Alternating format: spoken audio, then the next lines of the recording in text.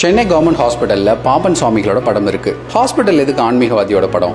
1923 பாம்பன் சுவாமிகள் நடந்து வரும்போது அவர் காலில் ஒரு வண்டி ஏறி அவரோட கால் எலும்பு முறிஞ்சிடுச்சு. உடனே அவரை சென்னை ராஜீவ்காந்தி ஹாஸ்பிட்டலுக்கு கொண்டு போனாங்க. அப்போ பாம்பன் சுவாமிக்கு 73 வயசு. இவ்வளோ வயசில் எலும்பு முறிவு சரியாகிறதெல்லாம் சுலபம் இல்லை. அங்கே இருக்கிற பிரிட்டிஷ் டாக்டர்ஸ் இவரோட நிலையை பார்த்துட்டு சர்ஜரி பண்ணாதான் குணமாகும்னு சொல்லிட்டாங்க.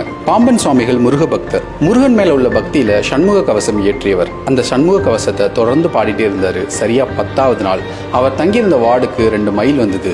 கூடவே நம் தலைவனும் வந்தார்.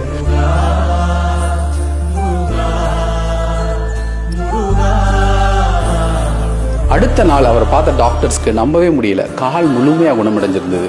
எக்ஸ்ரே கூட எடுத்து பார்த்தாங்க, எந்த காயமும் இல்லை.